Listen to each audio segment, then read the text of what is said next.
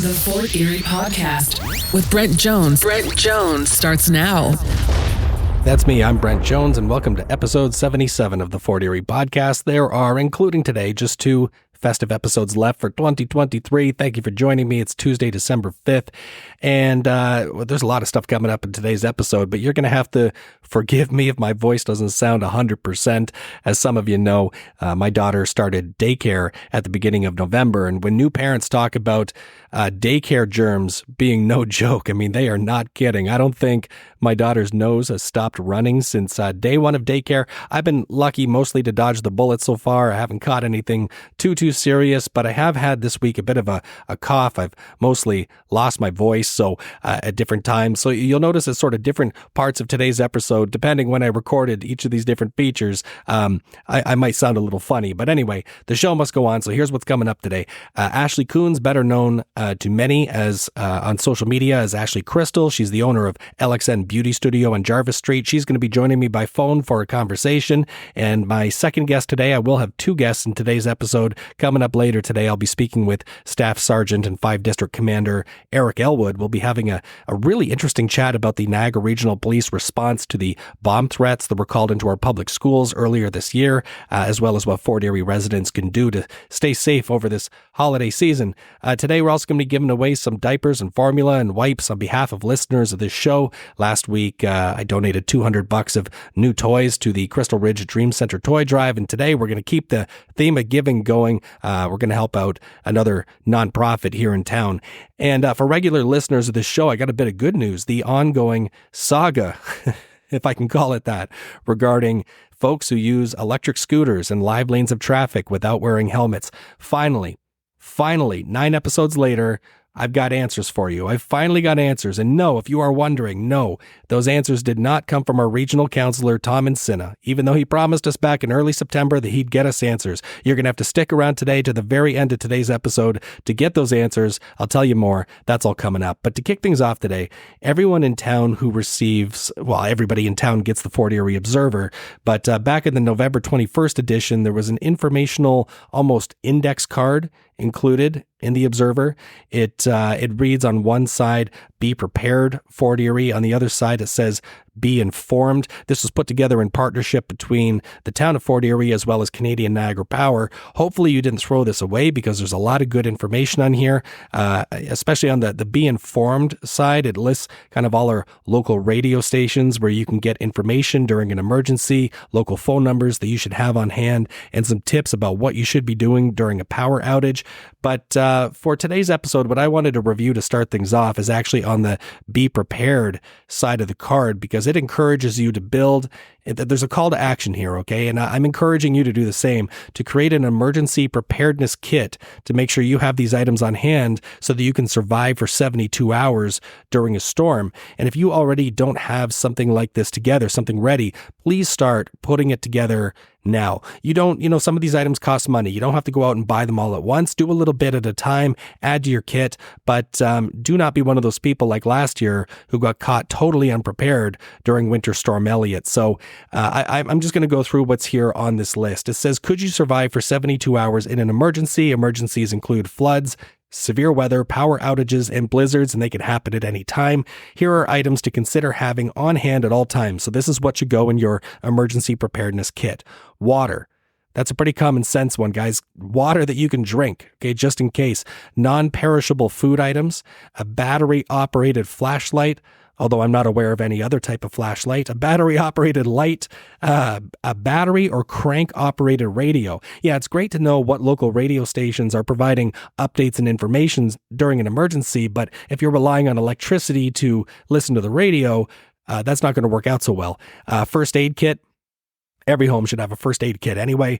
Photocopies of important family records / lists of medications. That's a great idea.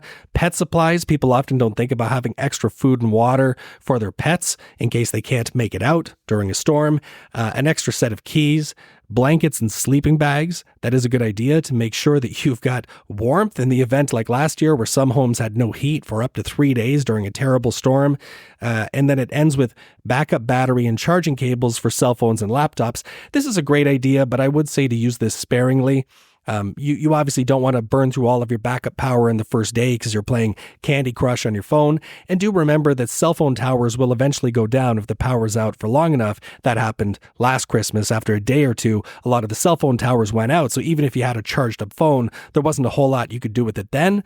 But when the power came back on, when cell phone service returned, you'd want your phone to be fully charged. So I think that's a great idea. It says, tip, prepare now. Don't wait for an emergency to happen. Make your plan and create your kit to prepare yourself and your loved ones. Ensure that everyone in the household knows where the emergency kit is located. So I think that's some great advice. I am going to add one more item here.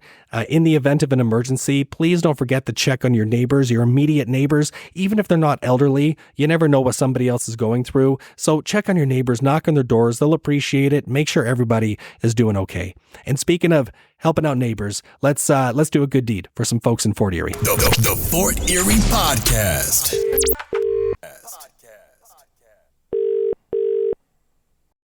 Hi, this is Dixie. Hi, Dixie. It's Brent Jones at the Fort Erie Podcast. How are you? I'm very well. Thank you, Brent. Good. I'm glad to hear that. Dixie, for listeners who maybe aren't familiar, how long have you been with COPE and what is your role? I am the manager here at COPE Food Bank, and I joined COPE in the fall of this year.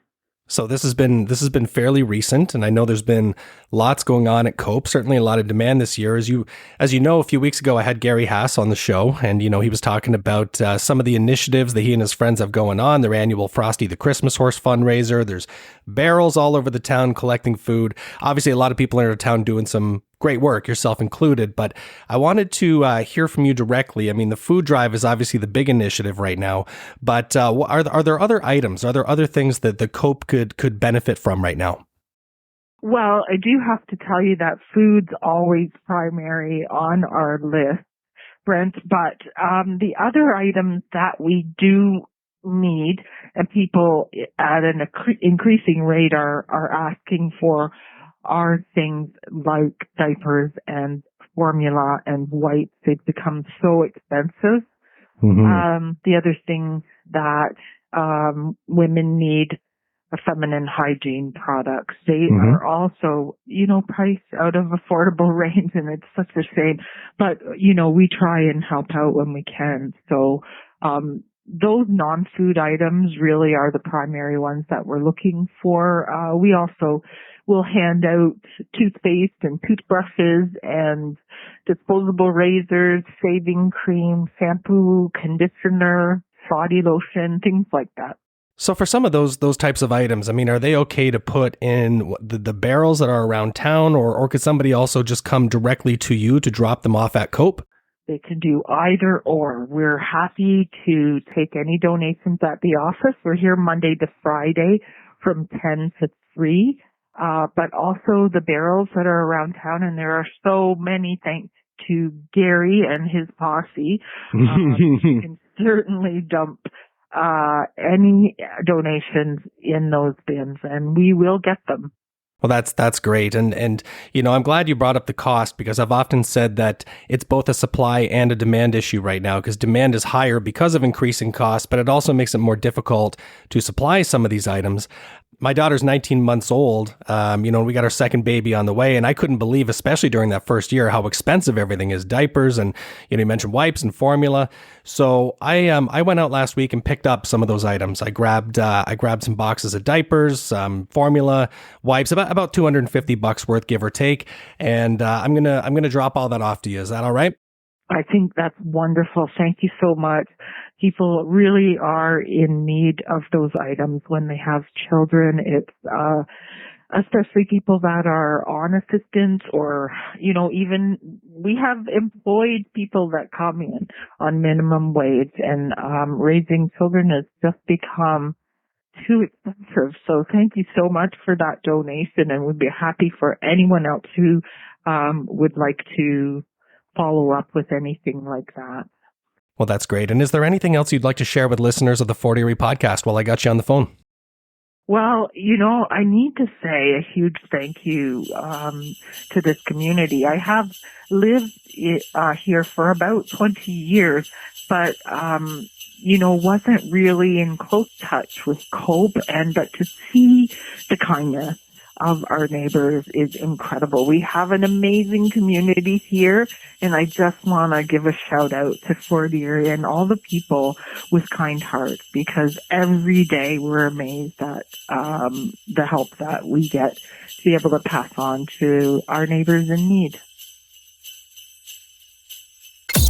Ranting and Raving on the Fort Erie Podcast. I don't know how many of you use the social media app Threads. I have an account on Threads. I don't use it very much. You can follow me if you want. I'm at Buy with Brent, but I opened it up the other day and I immediately saw a thread that I found kind of alarming.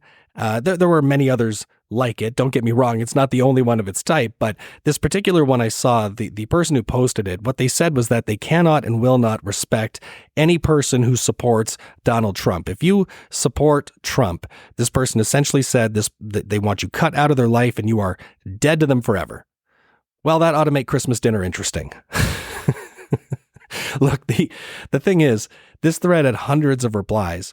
Maybe thousands. I don't remember the exact number, but basically everyone who replied all echoed the exact same sentiment. I mean, hundreds of people saying they have no time for anybody who either previously voted for or would consider voting for Donald Trump in the future. And I had a few immediate thoughts about this. First off, if you are American and you have so much hatred towards half of your country's population, because let's be honest, almost half of voters that came out in 2020 cast their vote for Donald Trump. If you have that much hatred towards half of your country, I'm going to go ahead and say that you're the problem.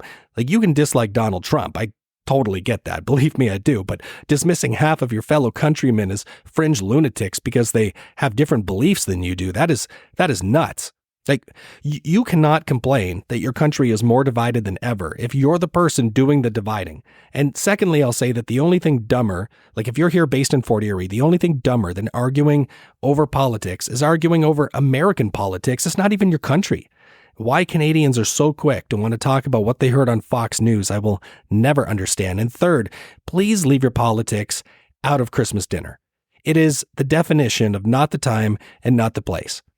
Look, when I think about how time ebbs and flows, so to speak, I've become much more acutely aware of this since I started raising a family of my own. Statistics say that you get 19 years with your kids. You get the first 18 when they're at home, and once they leave home, you only get one more year with them divided up over a few different family gatherings and functions each year, each calendar year. And the world's problems, guys, are not going to be solved over turkey dinner in the 2, 3, or 4 hours that you're sitting down to spend time together over the holidays. So you can be passionate, you can be convicted in your beliefs, and that's great. Whatever political things you want to believe in, have at it. That's fine with me. You're entitled to your opinion, but the odds of you sharing that opinion and subsequently changing somebody else's mind is poor at best. A fool's errand is what I want to call it, because nobody cares what you think about anything. And that's the honest truth. And I think the problem now in recent years, and especially into 2023, is that we've woven politics so far into our core identities that people virtually walk around now with billboards on them, letting everybody know what they think and what they feel and what they believe about absolutely everything. I may have actually talked about this before on the Fort Erie podcast, but I remember when I was a kid, you just didn't talk about politics. Grown-ups, I mean, like adults, were smart enough to keep their politics to themselves because they knew that they were likely to offend more people than they'd impress. And if you were a kid when I was a kid, or a college student, say with no life experience, you knew better than to open your mouth and start sharing whatever opinions you had. Now, people lead with it. It's not just that they want to talk about it, they want to debate it, they lead with it. It's the core identifying feature of their personality, who they voted for. It's right in their social media bios. You get like 140 characters to describe yourself, and you have to put in there who you're aligned with politically. And I'm not calling out one side of the aisle or the other. This isn't a left-wing or right-wing issue, not at all. It happens right across the board. I see things on social media in bios like blue wave, red wave, orange wave, MAGA, never cons, build back better, bring it home, whatever the hashtag or terminology of the day is. It feels to me like politics has been reduced to nothing more than a hashtag or a bumper sticker, some catchy slogan that you can get behind. And I just don't know when it became so fashionable to let other people know what you think and why you feel so self-entitled that you think other people would care what you think about any of these issues. You are welcome to your politics, but why let it get in the way of being kind and being tolerant with other people? A few episodes ago, I announced that I'd be manning a Salvation Army Christmas kettle, which I did for a couple of hours at Sobeys. And when I announced that, I got a swift response from one listener by email. She emailed me and said, I'm reading it here, I don't support the Salvation Army. They are openly biased against the LGBTQ plus community. I can't in good conscience support an organization that is not welcoming to all. Well, that settles it. I'm so glad this listener reached out. I mean, why be tolerant and giving and compassionate when you can let your politics get in the way instead? Like, I'll give you an example. I don't consider myself much of a religious person by any stretch. But when a local church in our community is doing good things to help people, to clothe people, to feed hungry people, I'm happy to donate or help out. Why wouldn't I? I mean, if you, to this listener, if you think your beliefs are so noble that they take precedent over helping local families, again, you might be the problem here. And by the way, Salvation Army, I recognize, might be rooted in certain guiding religious principles. I don't deny that. But please make no mistake, everybody in our community is welcome to receive support from Salvation Army. It's not like Ann Waters stands there at the front door screening people as they come in to see if they're wearing a rainbow flag or not. That's not how any of this works. So, look, I say all this to say to everybody, have a Merry Christmas. Dear listeners, please get together with your friends, your family, whoever. Eat your turkey, open your gifts, drink some wine, drink some eggnog. Actually, don't drink eggnog, it's gross. But watch It's a Wonderful Life, wear your matching pajama sets. I don't care what your traditions are, but get together and appreciate the time you have with your family, with your friends, with the people you're closest to, and just try not to use it as an excuse to flaunt the superiority of your thoughts and values, because nobody is going to be impressed. Just keep your politics out of Christmas, keep things festive and jolly. And speaking of which, there's still lots coming up on today's new episode. I'm about to get to your Byrd Box calls, then I'll jump right into my chat with Ashley Coones. And then later in today's episode, I'll be covering Fort Erie community events, a bit of Fort Erie history, a sneak peek of what's coming up in this week's edition of the Fort Erie Observer. Stay tuned because all of that is coming up. It's Fort Erie's answering machine, the Byrd Box. I know I just got finished telling you to keep your politics and opinions out of Christmas, but hey, if you want to share what's on your mind, this is the time and place to do it. It's called the Byrd Box. It's the answering machine I have set up for the Fort Erie podcast. Anything you see around town, anything we talk about on the show, you're welcome to call in, squawk about anything you like. It's called the Byrd Box because the last four digits spell BYRD. The number is 289-599-2973. Call in 24 hours a day. Lots of ladies leaving messages this week. Let's get right into it.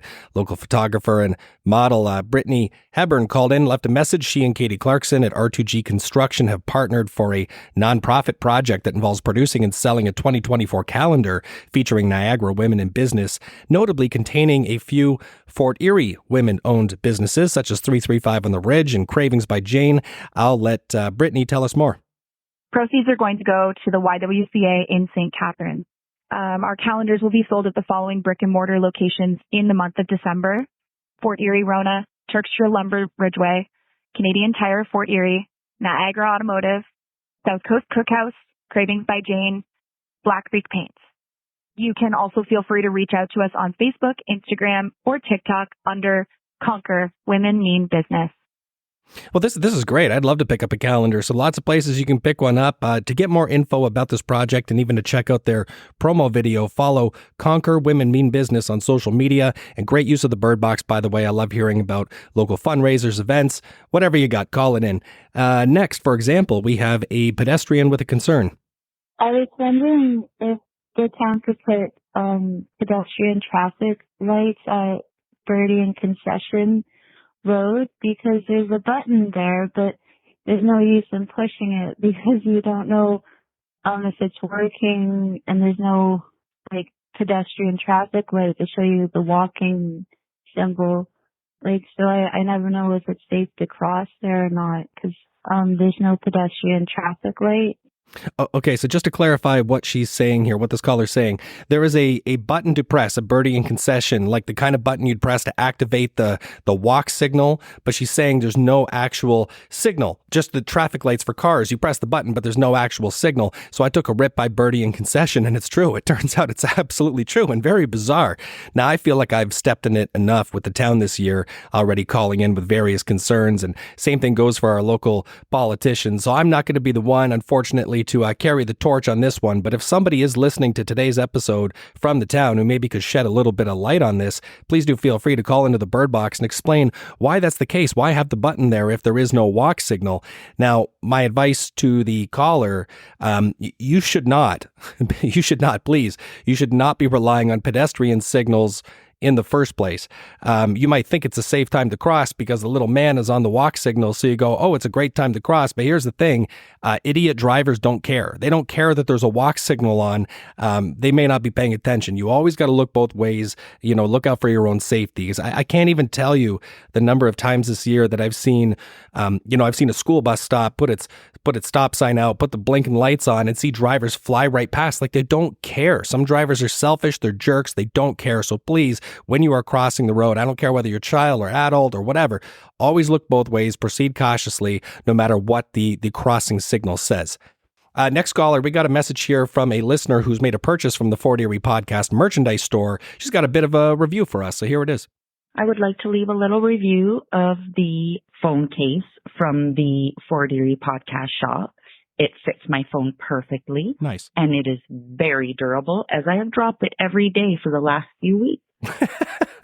Why are you dropping your phone so much? Well, you are definitely a person who needs a case, so thank you very much for your purchase. Listeners, if you are not already familiar, as if I haven't told you 100 times this fall, you can access the Fort Erie Podcast merchandise store by visiting theforteriepodcast.com, clicking the merch link at the top of the page. Now, the merch store for this show goes away after Christmas Day. It's gone. This is your last chance to grab some Fort Erie Podcast merch, and 100% of the proceeds from all merch sold right up until Christmas Day, 100% of it is going to be donated to strong Fort Erie neighborhoods. So please consider placing an order. There's something in that store for everybody. Hats, mugs, buttons, hoodies, bags, cell phone cases, notebooks, you name it. It's there, and it's got the Fort Erie Podcast logo on it. And if you're not familiar already, Strong Fort Erie Neighborhoods is helping to feed our community, our school children. They provide resources and transportation and tech to seniors.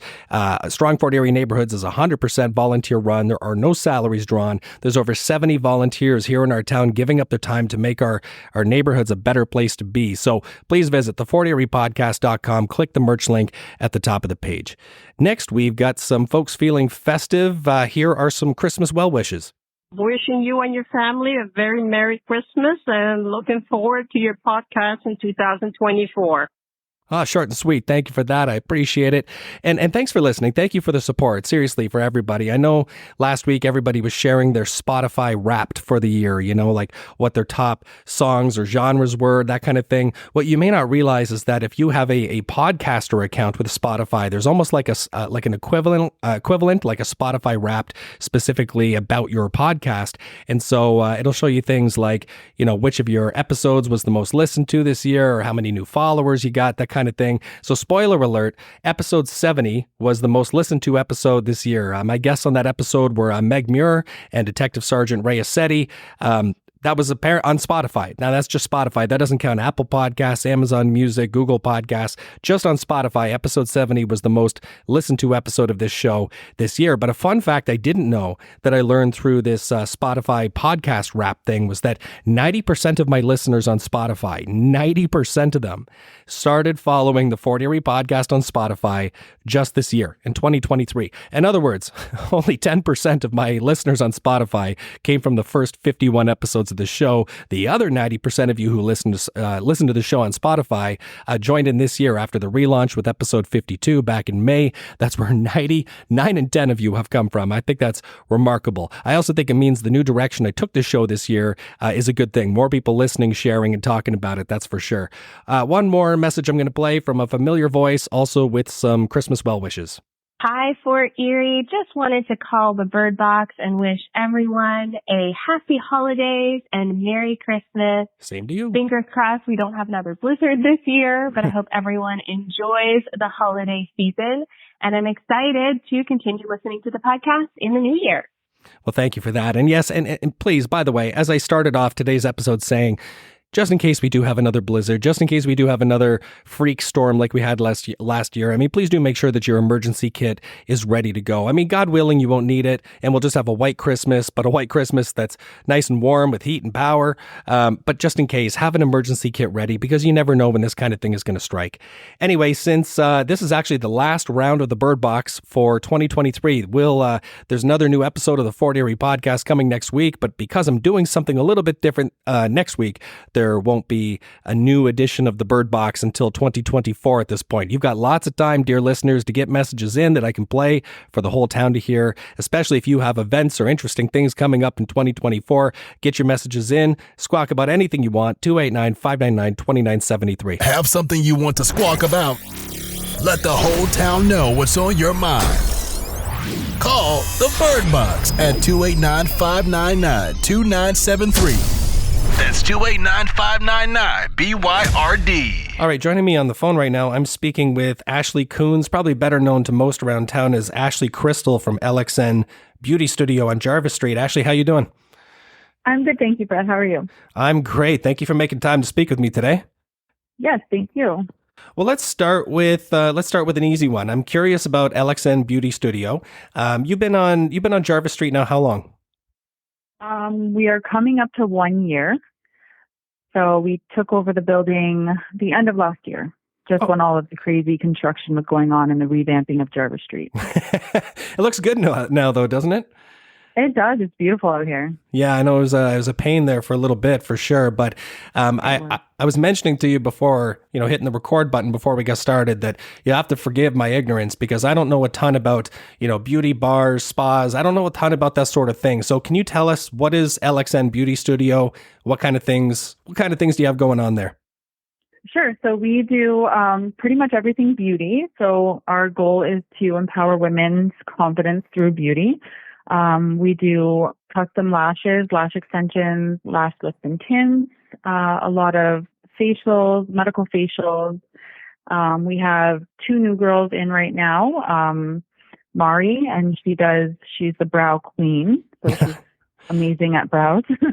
And then we also have Raina. She does body sculpting and skin tightening, which is an exciting new service for us also. We have another Ashley, and she does sugaring. And some other facials, things like that.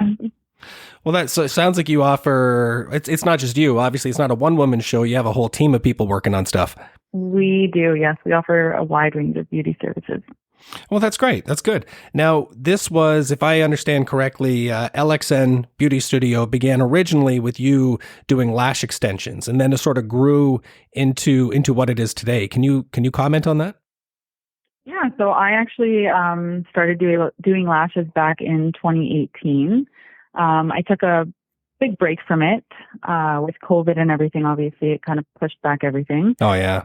So I was doing lashes from home under Lash Extend Niagara was the name. So my original plan was, I got to get out of the house. We have a bunch of kids in the house, so it's kind of chaotic. Found this place on Jarvis. And you know what? It's funny because my kids to this day love to be here. So often if people come in, they'll see my children here. Oh, that's cool. All right. Yeah, I can't get away. But yeah, anyways, I came across this building here, and originally was just going to rent out one room, and then had a vision and ran with it. So now we're fully beauty services under LXN Beauty Studio. Now, was this something you kind of always wanted to do? I mean, you talked about having a vision for this bigger enterprise. I mean, have you always been sort of entrepreneurial in that sense? Yes, entrepreneurial. No, I never had a dream when I was, growing up or going to school or anything like that to own a beauty studio. So it was kind of just happened. It kind of just happened, like right place at the right time kind of thing, eh? Yeah. How did you end up choosing the location you're in on Jarvis? Was that just another thing where the stars aligned, or did you know you wanted to be at that end of town, or how did that come about? I was kind of bouncing between a few places. But when I came to Jarvis Street, I fell in love with the building itself.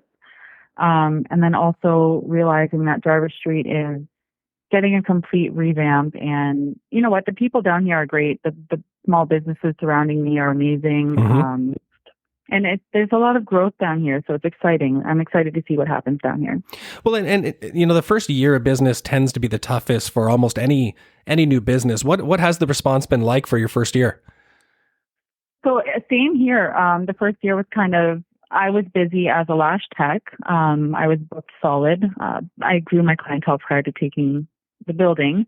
But I think finding other women or other people to come into the business and, you know, grow with us was difficult in the first year. But then it's almost like all of a sudden it just happened. You know, I had a bunch of messages, people coming and commenting and asking and inquiring. So yeah, the first year it was quiet with regards to people coming in and growing with me. Mm-hmm. But it's come a long way, so it's exciting. I'd have to imagine that for your type of business, that number one, your best source of business is always going to be referral and word of mouth, and that it takes time to build up that sort of repeat clientele. I mean, is that a fair statement? Absolutely, yep. All right, fair enough. So, do you take walk-ins, or is everything appointment based? Right now, it's mostly appointments. We're busy, so we take bookings in advance. You can book online or call or message. We're on all social media also. So it's very rare that we have availability for walk-ins, but it's not to say it doesn't happen. You could try, right? You can try. Good luck. What are the hours? So we are closed Sunday, Monday I'm here Sunday. I just opened up my availability on Sunday. Okay. We're closed on Mondays. The other girls generally take Sundays off. So 10 a.m. till 6 or 7 at night. But again, that's not to say if there's people that can't get in during those times. Generally, if we get a message, we kind of expand and come in when we need to help out. So what is the best way to book? You mentioned online. I mean, is it through your website or how Yep, so you can connect to the booking link through the website, Instagram, Facebook, and if you have a hard time with booking apps or anything like that, you can always just send a message to us and we'll kind of walk you through it or even book it for you. Okay, fair enough. So let's cover some of those details. So what is the website? What are your social media handles? So the website is lxnbeautystudio.ca. Okay. Instagram, we have lxn.beautystudio. And then within that Instagram, you can also find the handles for the other, girls have their own Instagrams. So there's the brows, and then there's sugaring. There's also the body contouring. So they have different handles for that. Those are all listed within the main one. Facebook is the same thing, LXN Beauty Studio. And again, you can find links to the other girls on their separate social media platforms there as well. And I assume for anybody who's listening who maybe, isn't familiar with some of the services you provide, that there's photos, I'm assuming, on the social media of some of the different things you have going on? Yes, absolutely. Well, without getting into too many specifics here about the services, what are some of the most popular services? What are the things that the people keep coming back for? So lashes, of course, they're highly addictive for the girls. I find. Mari, she's super busy, so kind of all of the services that she does are great. Her brows, her facials, same with the body contouring. It's something that you need to kind of stick with. It's not a one-time procedure. You get best results when you kind of do 4 to 6, I believe it is. Okay. So, I mean, all of our services really are just, they're repetitive. We have a lot of repeat customers. It's like ongoing maintenance, we'll call it. Exactly. Okay. I mean, I understand that a lot of your services, cater towards women. Do you have any male clients as well, or is it pretty well just women? Yeah, we do actually. I know Mari has some male clients, I believe. She does some, back treatments and massage treatments, body contouring. I'm not sure if he has any at the moment, but that's also something that can be, men can take advantage of that. Sugaring also. So yeah, we cater to both. Good. Well, what do you think is next? I mean, congratulations on your first year. The first year in business is always the toughest. This wasn't something that you'd necessarily planned for, but here you are a year later. What do you think is next now for LXN Beauty Studio? So my vision now is to eventually, within the next, I want to say 3 years, open a second location. I can't say where. I don't exactly know yet, but that's the That's the goal. Is there anything else you want to share with listeners before we wrap up? It's exciting to be on here, and we can't wait to grow, and we're excited to meet you people when they come. Coming up in the Fort Erie Observer. In partnership with the Fort Erie Observer, I'm able to give you a sneak peek of what's coming up in this Thursday's brand new edition. Liza Fair, who's better known locally as the Coupon Queen ever since 1979, she shares how you can save money using coupons and by shopping smarter. She says, you've got to make shopping like an art. So on January 27th at 2 p.m., so coming up in the new year, Liza has invited coupon users to meet her at the Fort Erie Public Library, the Central and Gilmore location. She is quoted in this Thursday's edition saying, history is repeating itself. I started this all at the Niagara Falls Library in 1979, and now I'm bringing it back to a library, except in Fort Erie. So this event coming up in January will be an informal gathering. Liza says the plan for the meeting is to gather fellow couponers, to share and exchange ideas, exchange coupons, and learn how to save more money. Now, I mentioned last week during the news feature on the Fort Erie podcast, the Green Vibes Floral Garden Center had its grand opening with a ribbon cutting back on November 17th. Proprietor Jamie LeVale is quoted in this week's Observer stating that Green Vibes is not just a floral shop. She says, we brought in a lot of local merchandise to the shop, which we're really happy about. She mentions we have Love Bee products, hot sauce from Chez Nous Farm in Stevensville, and jewelry by Lemonade Designs from Waynfleet. So it is nice to see local businesses supporting local businesses. There's also a story coming up in this Thursday's edition about Greater Fort Erie Secondary School student and pomegranate chef Lima Cuckoo, who shares Pomegranate Restaurant's special recipe for focaccia bread and the history behind it. The Fort Erie Observer is inviting those who try the recipe to send in a photo of however it turns out. The Observer says, we want to see the good and the not so good. If I got to bacon focaccia bread, it would probably be not so good, but that's another story for another time. And lastly, I'll mention this story coming up in the Observer. Accessible stopgap ramps are available just in time for the holiday shopping season. The town of Fort Erie's Accessibility Advisory Committee is continuing to work on ways to make our community more accessible. The pilot project resulted in 9 businesses that met the eligibility criteria and completed the agreement with the Stopgap Foundation. For more information on all of these stories, for more stories for that matter, be sure to check your mailbox this Thursday for a free copy of the Fort Erie Observer. This month in Fort Erie history. I have a photo pulled up in front of me that was originally included in an article in the Fort Erie Times back on December 2nd, 1979. In other words, this month in Fort Erie history. And the title of this article back in 1979, it reads, A Fare Well Spent. And the word fare is spelled F-A-R-E. The description of the article says, star driver Michael Agass sped heart attack victim to Douglas Memorial Hospital. And when it says star driver, by the way, it's talking about Star Taxi Service, for those of you old enough to remember. Hopefully I pronounced Michael's name correctly. Michael Agass, I believe it is. I have no idea if Michael is still alive, still lives in this area. I don't know. But Michael, if you're listening, if somebody who knows Michael might happen to be listening, I'd love to get in touch because I'd really like to know more about this story. The actual article itself is not included in the history archive, just the title, the description, and the photo of Michael in his taxi. And Michael appears in this photo to be a younger man. Looks like a nice guy. I mean, I don't know. Absent any details, I'm just kind of left to speculate about what really happened here. Maybe he witnessed somebody having a medical emergency, got them into his cab and rushed them to hospital, or maybe he was driving somebody somewhere, had a fare, that person had chest pains. But regardless of the specifics of what really happened, I think this is an important story just given the context of what's happening right now with our hospital, with Douglas Memorial. I find it unsettling to think that just 44 years after Michael rushes a heart attack victim to our hospital, a hospital that, by the way, back then was a fully operational, complete hospital, delivered babies and the whole bit. It wasn't just an urgent care center. But to think that today Michael might pull up in his cab with somebody having a medical emergency, pulls up at Douglas Memorial at 8:15 p.m. only to find out that the doors were already locked. If history is good for nothing else, it should be good for teaching us some lessons along the way. Now, with respect to losing our urgent care, there's been a lot of, or overnight, I should say, there's been a lot of finger pointing going on this year. A lot of people upset that our urgent care is being closed overnight, same in Port Colborne. And I certainly understand the frustration. I mean, our urgent care should be open 24 hours a day. I totally agree. But I find all of the petitions and so-called referendums and the finger wagging a bit fruitless. It doesn't seem to be moving the needle very much.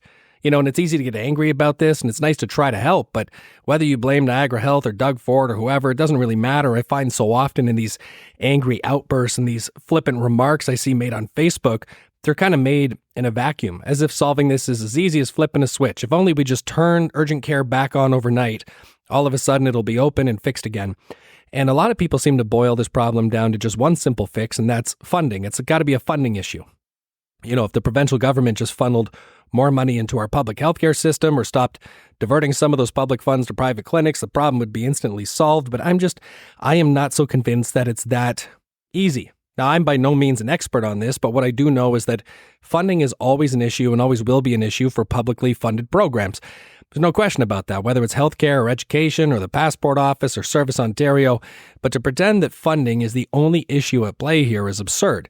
I mean, Niagara Health freely admitted earlier this year that these overnight closures in Fort Erie were the result of a staffing shortage, not enough doctors. It wasn't strictly a funding issue. You might attribute not enough doctors right off the bat to being a funding problem, but ask yourself this: how many doctors do you know who are sitting at home right now in their underwear, unemployed, eating Cheetos and watching Maury Povich? I'm going to go out on a limb and guess none, zero. Because it's not just an issue of funding. We have funding available. It's the reason why we can build a multi-billion-dollar new hospital on the on the edge of Niagara Falls. It's the reason why we can bring doctors in from abroad and pay them to start work immediately, because there are funds available to pay our doctors. They're all working. It's not exclusively a funding problem. It's also a talent problem, a supply issue. According to Statistics Canada, Niagara Region's population in 2011 was about 431,000, and then 10 years later in 2021, it was 484,000. By my math, that's an increase of more than 12% to our regional population. So you would think our supply of doctors would have also increased during that same time period by 12% or more, but that's actually not the case. According to a 2022 article in the St. Catharines Standard, in the previous 11 years, 150 doctors arrived in Niagara, while 145 retired or left. So we had, over that same basically 11-year period, a 12% increase to population, but only a net gain of 5 new doctors. And did we learn anything from this? Did we take a lesson from history? Is there a plan to address this problem so we don't end up with the exact same result over the next 11 years? No, of course not. Of course we learned nothing from this. Of course there's no plan in place. But today, listeners, I'm going to share some ideas I have. Again, I'm not an expert on this, but if you'll indulge me, I have some possible solutions, and I'll be curious to get your thoughts. See what you think. For starters, we could begin by addressing Canada's med schools, applying some pressure maybe to admit more pre-med students. According to a 2023 study I'm looking at, so from just this year, despite having similar admission requirements, medical school admission rates in Canada are quite low compared to the United States, averaging about 17% nationally right here versus 36%, more than double in the United States. So for starters, we could begin by educating and training more doctors right here domestically. Another thing we could do, and some of you aren't going to like this, but we could stop throwing out the baby with the bathwater. And what I mean by that is that I know a lot of folks are angry with our provincial government, and that's fine if you want to be angry, but in fairness, in response to this doctor shortage, Doug Ford's government has hastened the licensing of international medical graduates who want to set up shop here in Ontario by means of a practice-ready assessment. In other words, if you can show that you meet qualifications to practice medicine in Canada, congratulations, you're in. Welcome to Ontario. Go ahead and get to work. You know, another idea might be to address the elephant in the room that nobody likes to talk about, and that's profit. I know it's one of those dirty words that people try to avoid when it comes to healthcare, but we also have to be realistic in saying profit is a huge motivator, and this is especially true in highly specialized industries that are hard to get into, like medicine. Now, please make no mistake. Don't misconstrue my words here, folks. I'm not talking about turning Ontario's publicly funded healthcare system into some sort of for-profit American-style system. That's not what I'm saying at all, but what I am saying is that compensation to our doctors counts for a lot. Let me just put this into perspective. In order to become a doctor, you are looking at doing a 4-year undergrad, 4 years of medical school, and then another 3 to 8 years of residency, depending upon sort of your area of expertise in medicine. Like if you want to become a surgeon, you're going to have a longer residency. So you're talking about 11 to 16 years of education to become a doctor. And after that, you are likely saddled with hundreds of thousands of dollars of student loans, of debt. So it's not a huge surprise that many Canadian educated doctors decide they want to set up shop elsewhere, like the United States, where their earning potential can be multiple times higher than what they'd make here in Canada. In the past 20 years, looking over the numbers, we lose approximately 200 doctors per year to the United States. And I'm not mad about that. I mean, when I go to apply for a job, and I'm betting it's the same thing for you, listener, we like to take jobs that pay more. That just seems pretty much common sense, right? If and by the way, and we're not doctors. I'm guessing you're not a doctor, listener. I didn't go to school for a decade and a half and spend $500,000 in order to get qualified to do what I do. Even if we're talking about jobs with no qualifications, if Taco Bell pays more than Wendy's, you're probably going to go apply at Taco Bell. That doesn't make you greedy. That just means you're pursuing the best income opportunity available to you. And it's the same reason why, let me point out, that your favorite local nonprofit can be accepting donations all year long for their great and noble cause, but it isn't until they roll out a 50-50 draw at Christmas, when there's some incentive to you as the donor to pony up some money, that all of a sudden the cash comes flowing in by the boatload. Profit, or lack thereof, is always going to be a huge motivator. And profit, and again, lack thereof, has all sorts of effects on Canadian healthcare. I'll give you another example. When the COVID-19 pandemic hit, Canada had not one single vaccine manufacturer, not even one. Nobody in this country could produce a vaccine within our borders, whereas 50 years ago, Canada was regarded as a world leader in manufacturing vaccines. So what changed? Well, I have another article pulled up here. Earl Brown summed this up perfectly on CTV News back in 2020. He's an infectious disease expert. He says in response to Canada losing its capacity to manufacture vaccines, he says the problem was they had a poor business model. These were vaccine companies spun off from universities, so there was indirect funding, and they had a model of not making so much profit. Right. That's what I'm saying, because profit is a huge motivator. And it turns out when companies can't make money, they close their doors. Lack of profit is why we lost our vaccine manufacturers in the first place. And did we learn anything from this pandemic? Did we immediately prioritize in our country investing in manufacturing vaccines? No. Of course not. Another history lesson that we mostly just skipped over. So these are some of my ideas. I mean, prioritizing educating doctors right here in Canada, prioritizing importing the best and brightest health practitioners we can find around the world, and make practicing medicine and developing vaccines and doing medical research crazy lucrative right here in Canada, so we can retain the best talent that we can get our hands on. But is that the answer? What is the solution? I don't know. What can we learn from history? I'd be curious to get your thoughts, listeners. Call the Byrd Box at 289-599-2973. I'm open to all sorts of different suggestions because I don't have a great answer here. I wish I did. What I do know is the issues related to our healthcare system are complex. They require more than finger wagging and getting angry and demanding things get restored instantly. The only thing I know for sure at this point is that if we don't do something to address this doctor shortage, if we don't do something to get our urgent care centers back online 24 hours a day, 44 years from now, someone might be reading that back in December of 2023, a local cab driver or a local Uber driver rushed a heart attack victim to Douglas Memorial, only to discover the place was closed and there was no help available. Community events coming up in Fort Erie. If you're on the hunt for something festive to do, I've got a whole pile of events here to tell you about. Let's start with today, Tuesday, December the 5th. You can catch Tuesday night darts at the Ridgeway Legion. That's open to everybody, all skill levels, and gets going at 7 o'clock. For details, you can call Barb at 905-894-5927. The Ridgeway Lions have Christmas trees on sale daily at the Crystal Ridge Community Center. They get there and start selling trees at 10 o'clock in the morning every day. Wednesday, December the 6th, that's tomorrow, you can join Rachel from Florals by Ray for a holiday wreath workshop at Gather Tasting Room in Crystal Beach. That runs from 6:30 until 8 p.m. The price is a little on the steep side at $110 plus tax, but it does include a glass of sparkling wine upon arrival, courtesy of Gather Tasting Room. Then on Saturday, December 9th, let me just say in advance, Saturday, December 9th, you could not do everything happening in our town that day, but let's run through it anyway. Saturday, December 9th, 10 until 5 o'clock p.m., there's going to be in-person tarot sessions happening at Jamazing Boutique in Ridgeway. Walk-ins are welcome, but pre-booking is encouraged. From 12 until 2 p.m. on Saturday, head down to the Yoga Dome for a workshop to make your very own woodland planter. You can sign up for this at theyogadome.ca. That same day, Saturday, December 9th, Last Chance Horse and Pony Rescue will be having an open house. You can visit the ranch between 1 and 4 p.m. for crafts, a bake sale, penny table, chili, and hot dogs. They are going to be collecting non-perishable food items or or I should say, or new unwrapped toys. You can also join the Fort Erie Optimists on Saturday, December 9th for their annual Christmas craft show. There'll be vendors, lunch available for purchase, a penny raffle, a 50-50 draw. This is going on from 10 until 4 at the Optimist Hall on Gilmore Road. Frosty the Christmas Horse will be at the Place Bar and Grill on Saturday from 1 until 5 p.m. This event, of course, is a food drive for Cope, so please bring some non-perishable food items. You get a full meet and greet with many of Santa's elves. You can take photos of Frosty the Christmas Horse, meet Santa Claus, Mrs. Claus. There'll also be a book signing with Samantha Melly. At 9 p.m. on Saturday, the Trip will be performing live at Sessions on the River. Doors open at 7 o'clock. Neil Young and Friends will also be performing on Saturday at the Sanctuary Center for the Arts. This is going to be a seated show, so make sure to get tickets.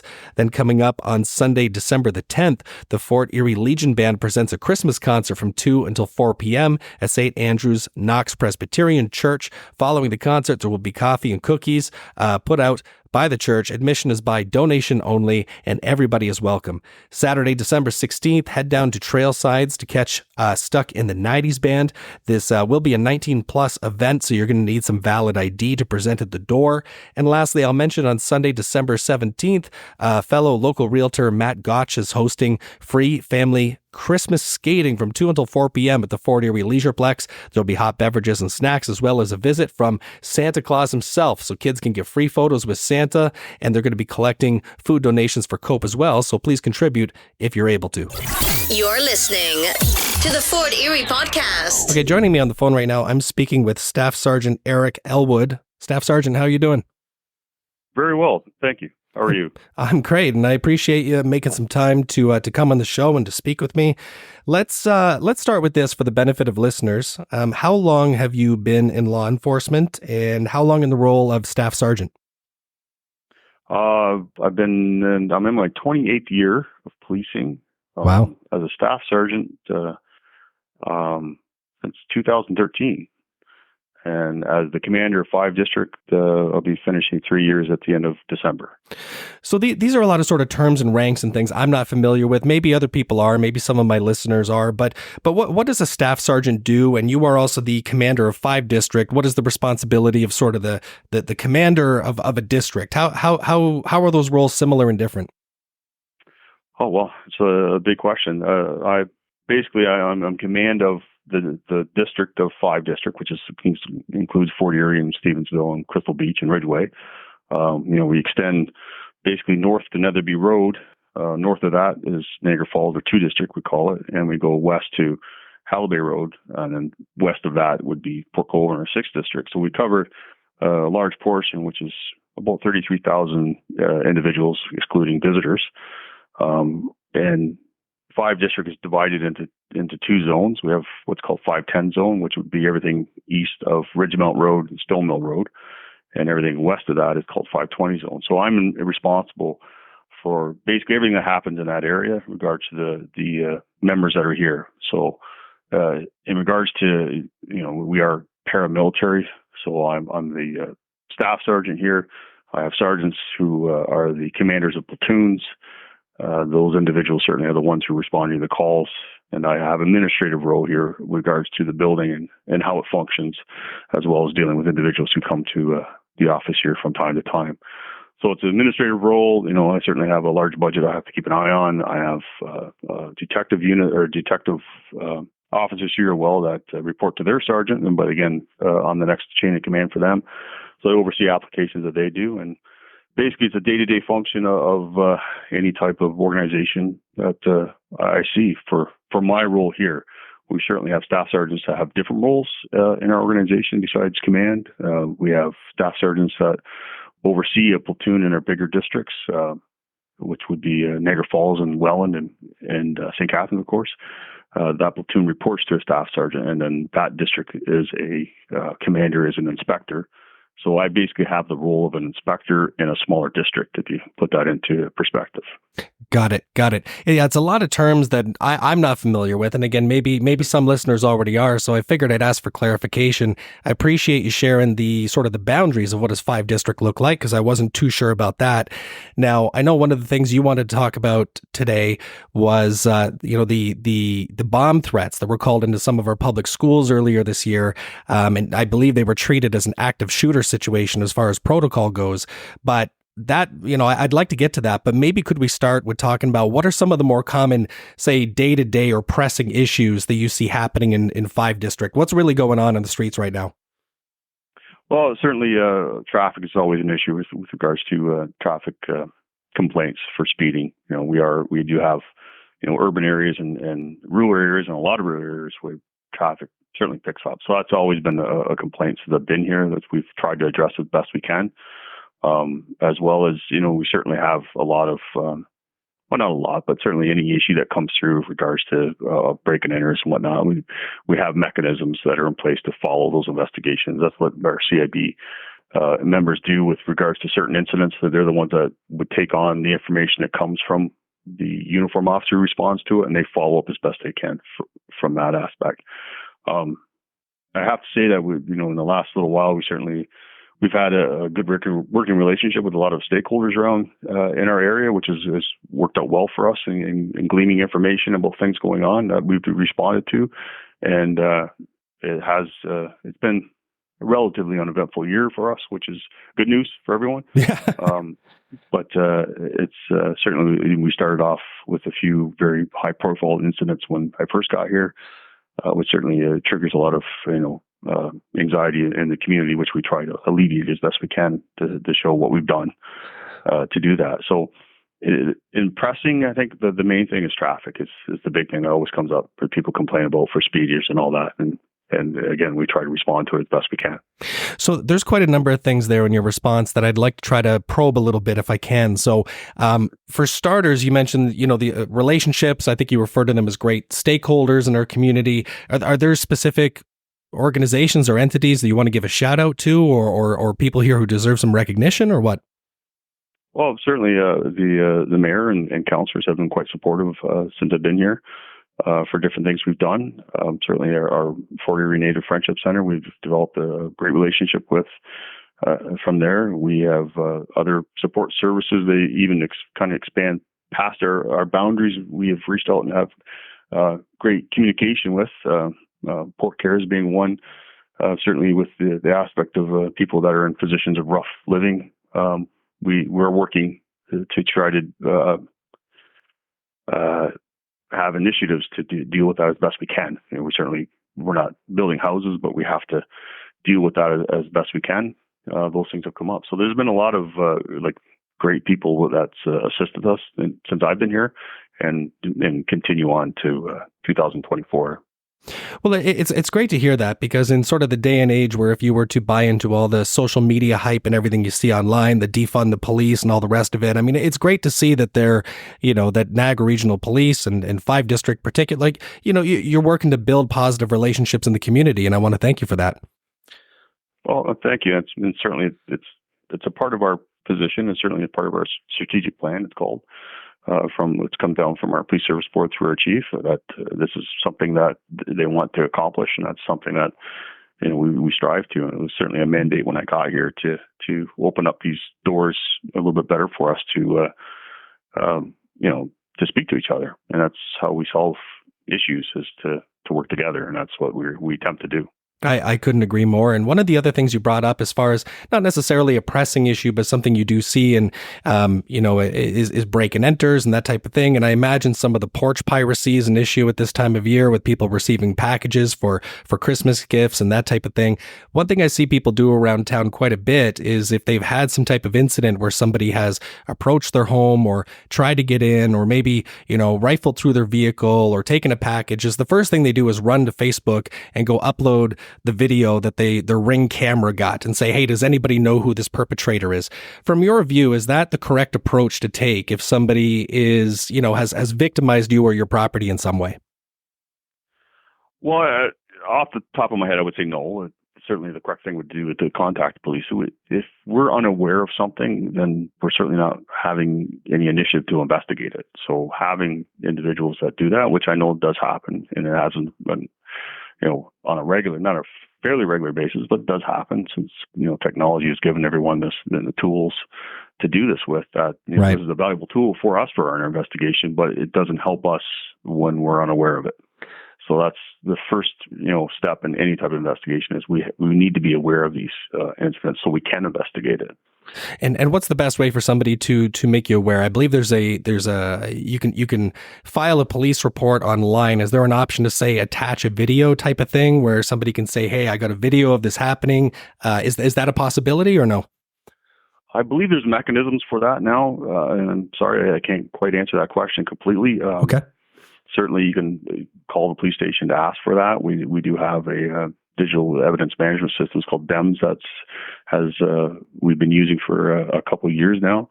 But certainly our website would lead somebody through that process for that. Okay. And certainly, nothing precludes you coming to the police station to discuss this. Mm-hmm. I would add now that, certainly coming to a police station, we don't have police officers in the station to respond to your call or your complaint. They're out on the road doing, their duties out there. So, a lot of people walk into the station thinking there's somebody here that is going to respond right away. But that's not how our system works. They're out on the road to respond to the calls. But that doesn't stop you from coming in here to speak to myself or another officer about it that's here. Sure, and sorry, get the process started for sure. Let's talk about the bomb threats that were called into some of our public schools earlier this year, because that was big news in our small town, and I know it was very upsetting when it happened at the time. And I don't remember what the exact number was at Garrison Road Public School, but I think your unit's response time was something like 5 minutes. It was some ridiculously low number where I thought, wow, that's remarkable. I mean, you guys were just ready to go. I can't give you an exact timing for that. I didn't look into that, but I know that through our senior management, they want a 10-minute response time for the smaller districts like us. They're more rural districts, and a 7-minute is kind of what their guideline they're getting. There's not a standard per se, but that's kind of let's say the business standard that they're looking at. So, sure. But certainly something of a priority. Our officers respond to it. It was fast. It was fast. I remember that I was impressed at the time where I thought, wow, I mean, they're set up and ready to deal with this in a matter of minutes. It was quick. Yeah, I would say the same, but I can't give you an exact time. Right.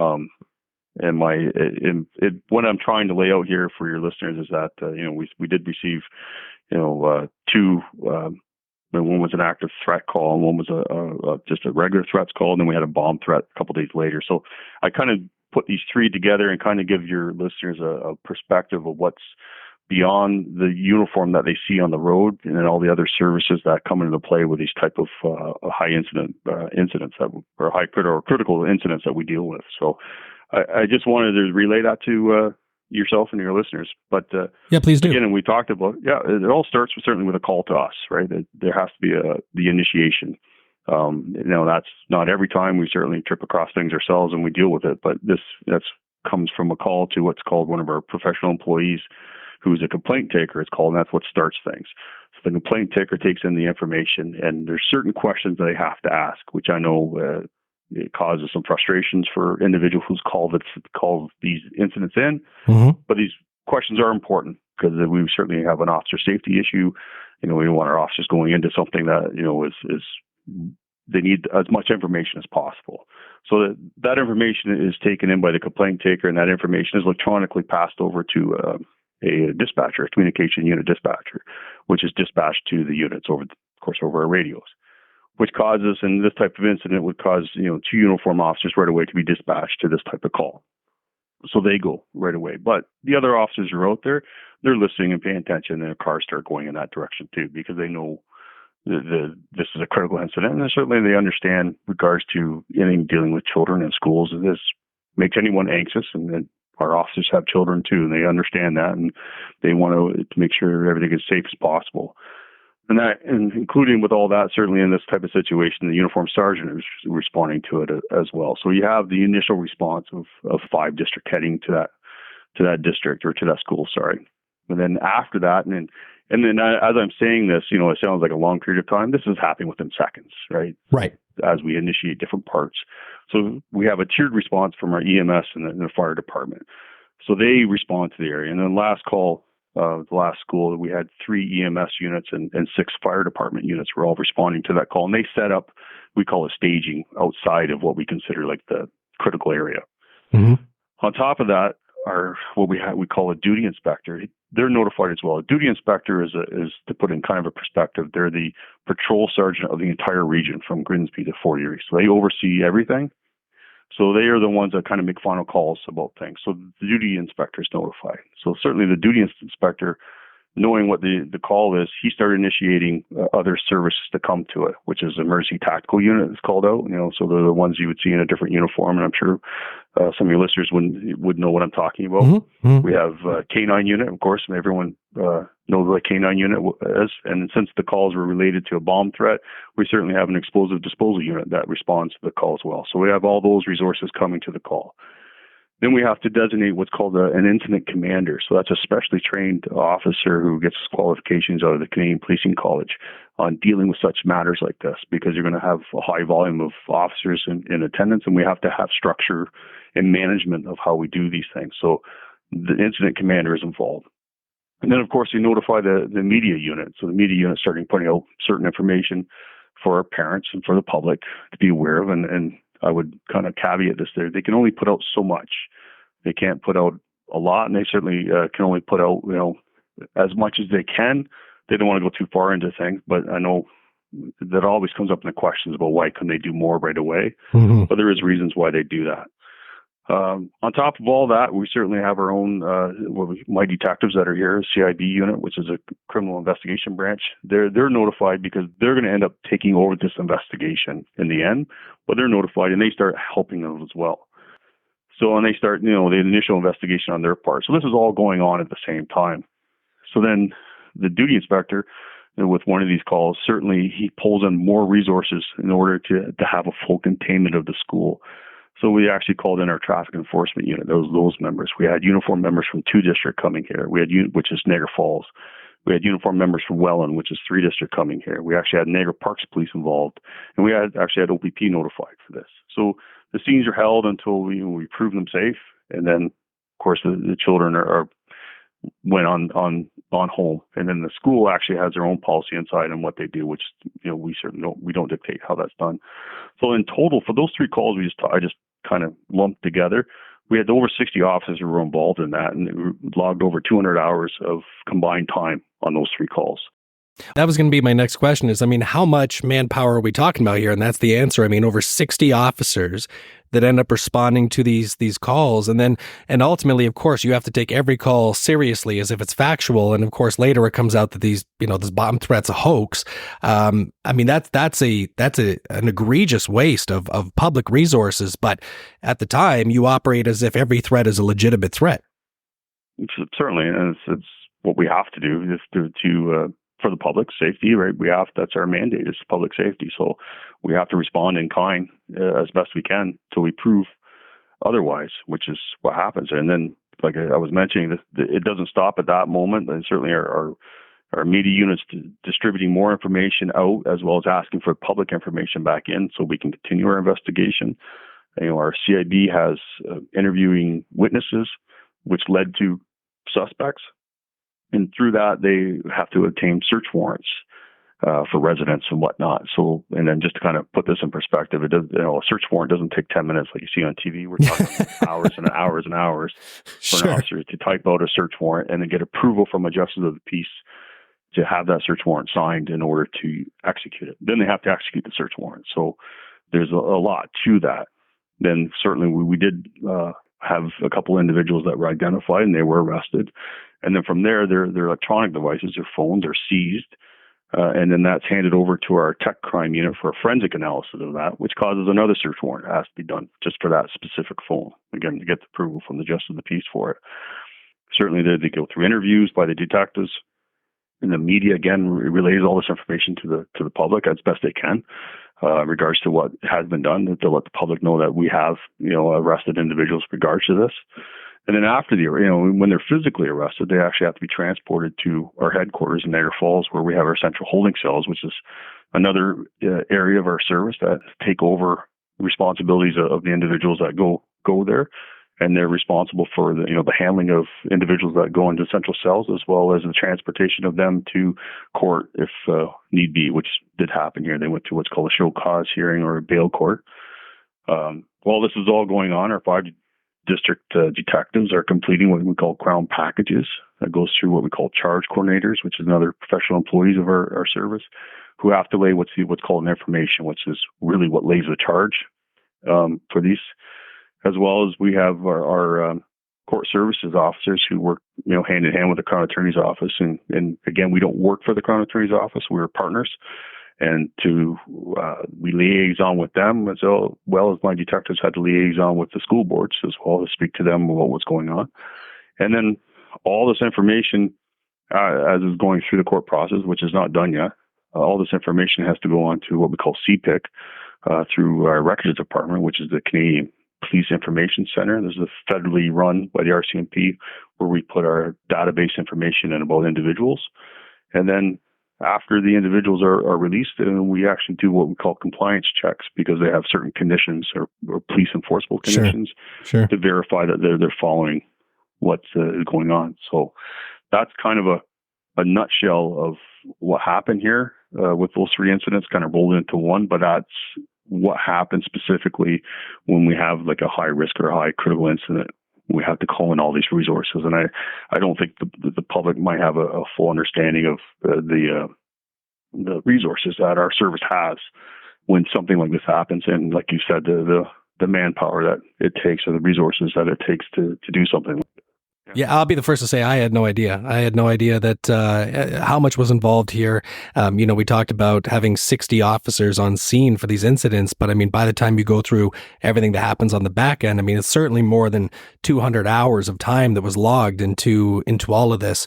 And one of the remarks you made earlier that I thought was interesting is that obtaining a warrant is not like you see on TV, where the whole thing is done in 10 minutes. And do you think maybe that's part of why the public has unrealistic expectations of your media unit? When they start putting out updates, they expect it to be like an update a minute. And of course, there's factors in there that can't be released to the public, sometimes, out of an abundance of caution or whatever the case may be. But I mean, is that part of it? You think people are taken in by, what they see on TV, and then they just expect that that's the way it happens in real life? I think it has an aspect to it in regards to how fast our system works in the end. Like, I roll this all in together and explain it all. And, we're talking about when warrants are written could be a couple of weeks after the event. Mm-hmm.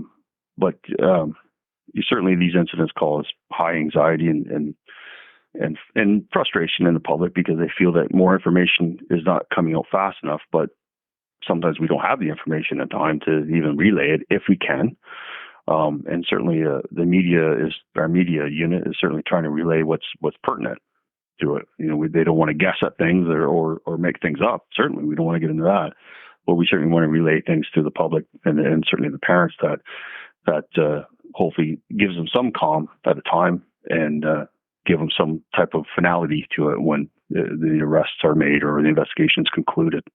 Well, we saw the way this plays out in the back half of November with the explosion at the Rainbow Bridge, where how quickly people jumped on the speculation train and said, well, it obviously was terrorism. It obviously was this or that. And it's the facts hadn't come out yet. And it would be, in my opinion, it would be terribly reckless of Niagara Regional Police to start putting out updates purely based on speculation. You got to go based on not just the information you're allowed to or able to release, but the stuff you can verify.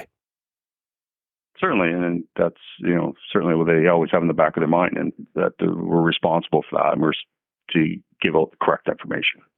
Well, we're rolling up on the holidays, Staff Sergeant, and I don't want to keep you too much longer today, but I was wondering if there was anything specific you could share with listeners coming up to the holidays, whether things people in the town of Fort Erie could do to protect themselves or their property, or things that words of wisdom you might be able to share with them. Anything you like.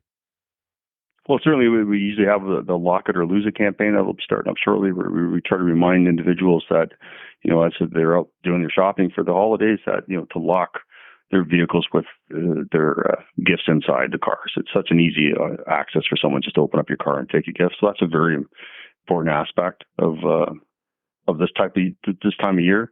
The other aspect I would mention, certainly, we have kids and all that running around on the streets, looking at the Christmas lights and all that. It's being aware of what's going on around everybody, especially when you're driving vehicles in a road. And as we have snow on the road today, as we're speaking, certainly the aspect of the first snowfall usually causes a little rash of accidents as people forget how to drive. So that aspect all pulls into being aware of the surroundings that you're in, and basically care of your fellow person that's out there. We want to make sure everyone has a great holiday and move on to the new year to have another great year in 5 District.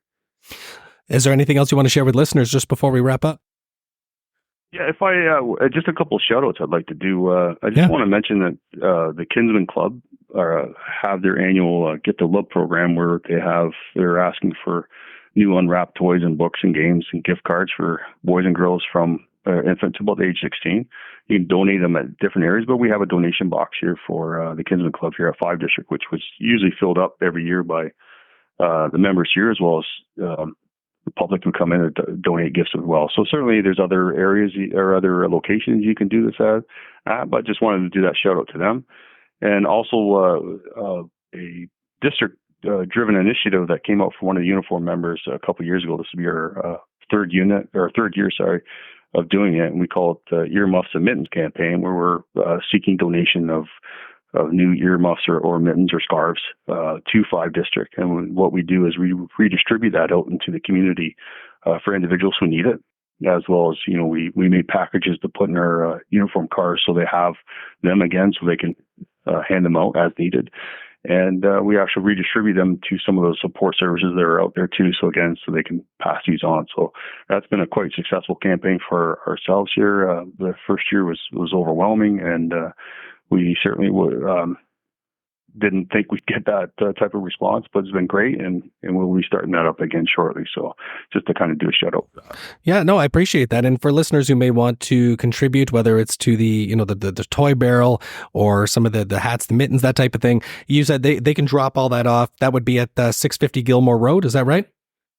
Yes, correct. The Kinsman Club does have other locations you can drop things off. Yes. But the Earmuffs and Mittens campaign, that's from uniform driven from 5 District here. The Fort Erie Podcast. I mentioned at the start of today's episode that I would have some answers for you, dear listeners, especially you regular listeners, those of you who've been invested in what I'm calling the electric scooter saga of 2023, if we can call it that. Back in episode 68, a listener to this show called the Byrd Box left a message wanting to know why electric scooters, those intended specifically for elderly or disabled people, why they're allowed to ride in live lanes of traffic without wearing a helmet, and why in other parts of the province, he claimed, such as Durham region, why they do not allow this to happen.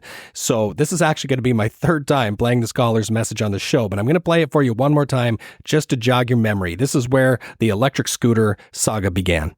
Yeah, hi there. As I drive around town, I'm seeing an inordinate number of these three-wheeled vehicles driven by handicapped and elderly people, but lately I'm seeing them driving in live lanes of traffic. And just last week, while turning left at Concession and Garrison, there was an elderly man in a three-wheeled vehicle in front of me, turning left and not wearing a helmet. And I've seen 4 today. One was on a sidewalk, which I guess is okay, but 3 in live lanes. They should be wearing helmets. My son is a Durham regional policeman, and he tells me it is law up there that any vehicle, 2-wheel or 3-wheel, that uses live lanes of traffic must have a helmet. And I'm wondering if you can find out, because I know what's going to happen. Somebody's going to get killed, and then there's going to be a big thing about it. So I'm wondering if you can find out what the heck's going on. Thanks. So I reached out back in episode 68 when I first played this message. I reached out to our regional counselor, Tom Encina, for answers, and he promised he'd get answers for this show, and he'd call those answers into the Byrd Box, and of course he never did that. I spent the next couple of months following up with him, got ghosted. He had no response for listeners. I covered all this back in episode 74, and then shortly after episode 74 came out, Tom dug himself into an even deeper and sillier hole by publishing in his biweekly column in the Fort Erie Observer that he had thousands of unread emails from his constituents spanning the last 4 years and that he has no intention of responding to any of them. And I covered all that in the previous episode, number 76. But today, episode 77, I'm about to tell you that not all heroes wear capes, because following my chat with Staff Sergeant Eric Ellwood, the conversation that you just heard, following that conversation, I asked him if he might be able to shed some light on this issue. And within an hour of us having recorded this conversation, he did exactly that. He reached out to the Staff Sergeant in charge of the Traffic Enforcement Unit and provided me with this answer by email. Here's a robot reading what the Staff Sergeant had to say. What he is describing is called a mobility scooter device, even though some of them look like mini cars now. They are not considered e-bikes. There is no law requiring them to wear helmets. As for on the roadway, they would have to obey rules like a pedestrian does. The sidewalks are always recommended, however some municipalities have bylaws forbidding them on sidewalks. I don't believe there are any such bylaws in Niagara, but I have only ever checked with St. Catharines, Welland, Thorold, and Niagara Falls, and they don't. This is from Internet. Mobility scooters do not require registration, license plates, a driver's license, or vehicle insurance if it's classified as a medical device. The same road rules that apply to pedestrians under the Highway Traffic Act apply to people operating mobility scooters. And there we have it. There was a key distinction being made here. So e-bikes, recreational, electric vehicles that ride in traffic.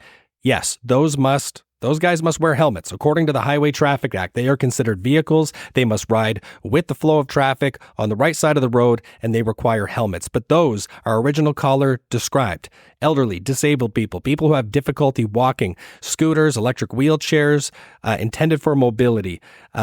When they are used as mobility devices, those folks are treated as pedestrians under the Highway Traffic Act. They are not required to wear a helmet any more than a person walking on 2 feet down the street would be required to wear a helmet. Now, at the same time, pedestrians are discouraged from walking in live traffic. Use a sidewalk whenever possible.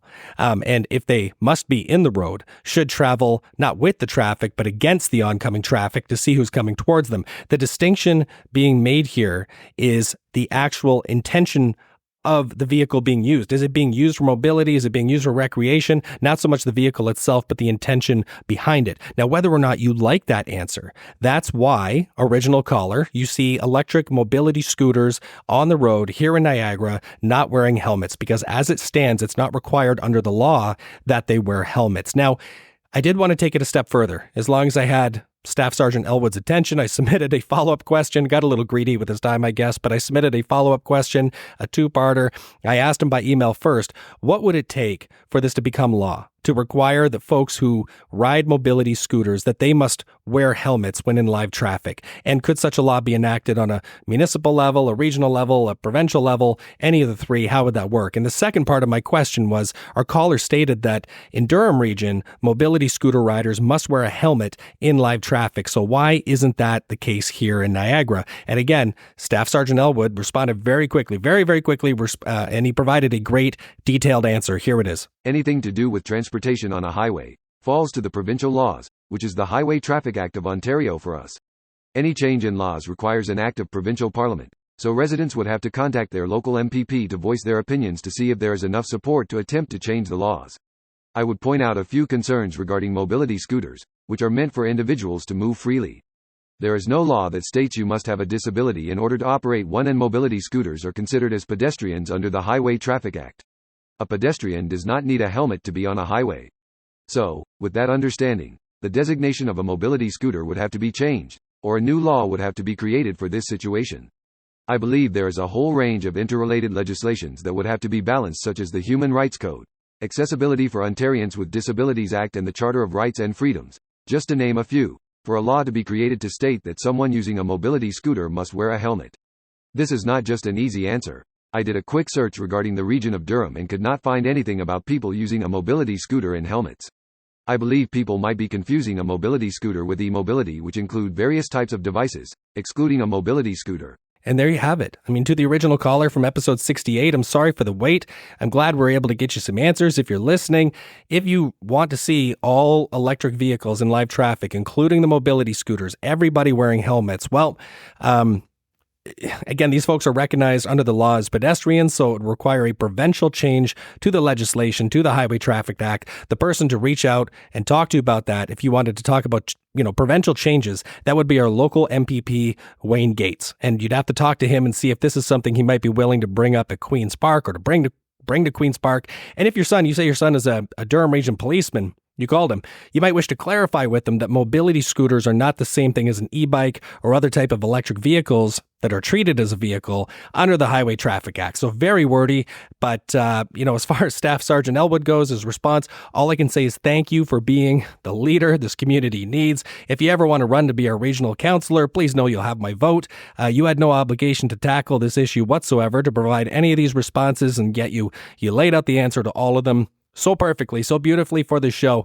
You, sir, are welcome to come back on the Fort Erie podcast anytime you'd like. I'd be happy to have you, and I'll certainly be contributing hats and mittens to your drive to your collection there at the police station on Gilmore, of course. But let me not take away from my other guest from today. Make sure you stop by and see Ashley at LXN Beauty Studio on Jarvis Street. You can see Ashley and her team, and for all your beauty needs. And a couple quick reminders before we wrap up today. Dear listeners, there is just one episode of the Fort Erie podcast left for 2023. It's coming next Tuesday, wherever you get your podcasts, Apple Podcasts, Spotify, Amazon Music, whatever the case may be. It's going to be a different style of episode. And I'm hoping I think you guys are really going to like it, whether you've been a longtime listener of this show or you're brand new. And also a reminder, please keep your politics out of Christmas, because nobody cares what you think. Spend your time on doing something a little more constructive. Maybe go collect a few items you can donate to COPE, because Lord knows they need the help. Make sure to grab some merchandise from the Fort Erie Podcast merch store by visiting theforteriepodcast.com, clicking the merch link at the top of the page. Remember that 100% of all proceeds generated from merch sold from the merch store right up until Christmas Day will be donated to strong Fort Erie neighborhoods. And then after Christmas Day, the merch store is going to disappear, guys. It's going to go away. So get your podcast swag now while you still can. I will talk with you next week, next Tuesday, for the final episode of 2023. But in the meantime, please remember, should you have a heart attack, God forbid, you need a ride, to get you to Douglas Memorial Hospital, please just make sure that happens between the hours of 10 a.m. and 8 p.m. Okay? So long for now. You've been listening to the Fort Erie Podcast with your host, Brent Jones. Never miss an episode. Subscribe on Apple Podcasts or Spotify, or visit theforteriepodcast.com.